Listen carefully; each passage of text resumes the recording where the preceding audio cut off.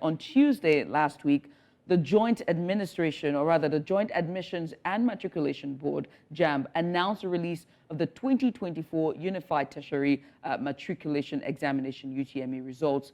Now, the JAMB registrar, Professor Issa, who made the disclosure while addressing a press conference in Abuja, noted that results of 64,624 out of the 1.1 million candidates who sat at the examination have been withheld by the board and should or would be subjected to investigations.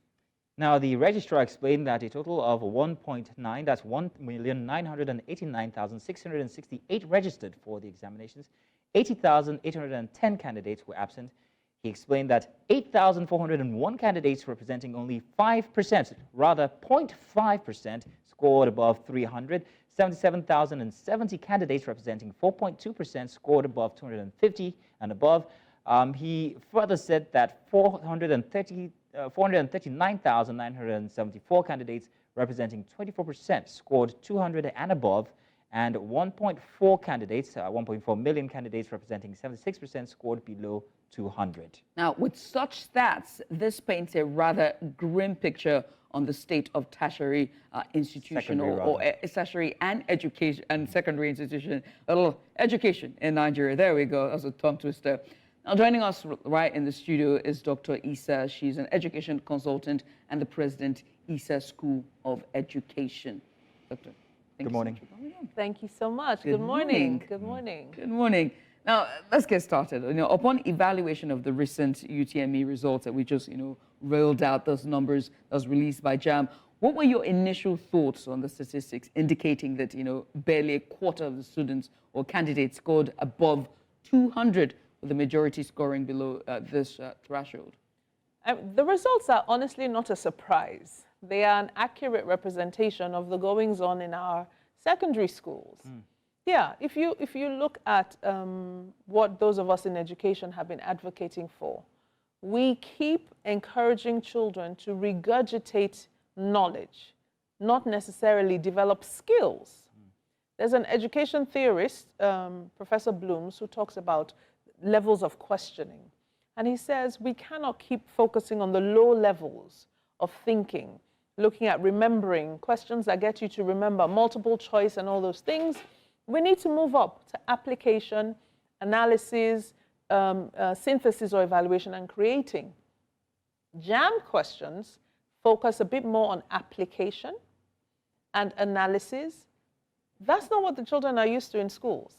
So the question really is, what are we doing in our secondary schools to prepare these young people for these higher order thinking exams? That is the real question we need to address. It's really not a surprise. I mean, Prof said this is one of the better results in the last 10 years. No. But yes, that's what he said. In fact, in the last 3 years, this is the best. There's a 1% increase from between last year and this year. Yeah, so for us in education, it is true. This is an accurate representation of where we are as a nation. And so educators, teachers, school leaders, we need to rethink what we're doing. Let me give you a typical example. So you go to a class and it's a 45-minute lesson.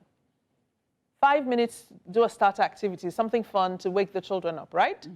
Okay, then the teacher talks for 10 to 15 minutes, talking, explaining whatever the concept is.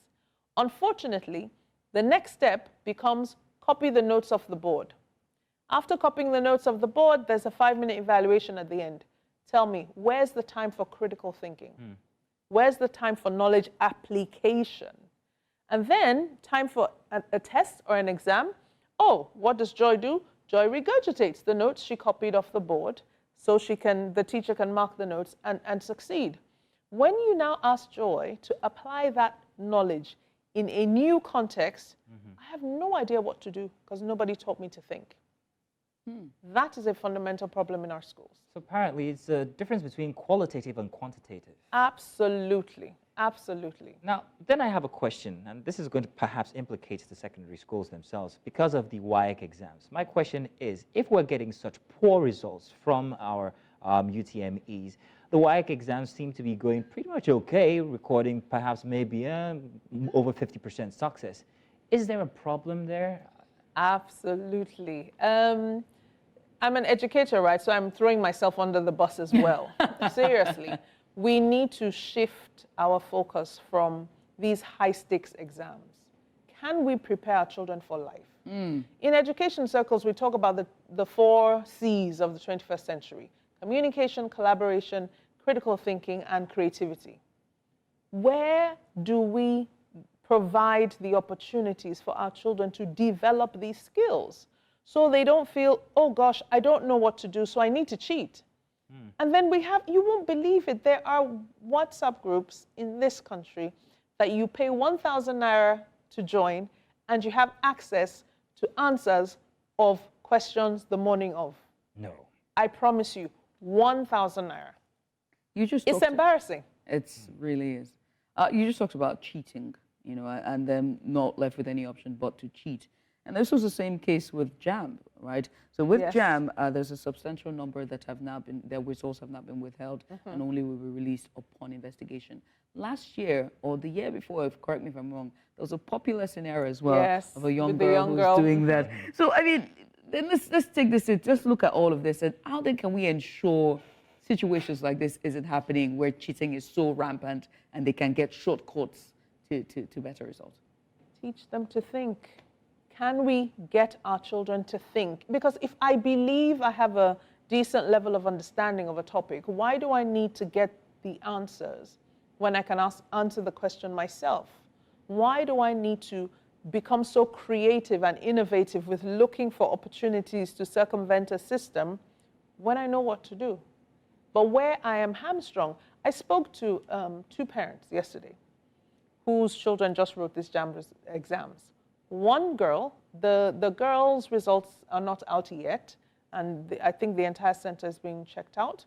But for the young man, he said to his mom, "Mom, I'm glad I read my books myself. I'm glad I spoke to so-and-so to get support to help me," because he explained how I should answer the questions.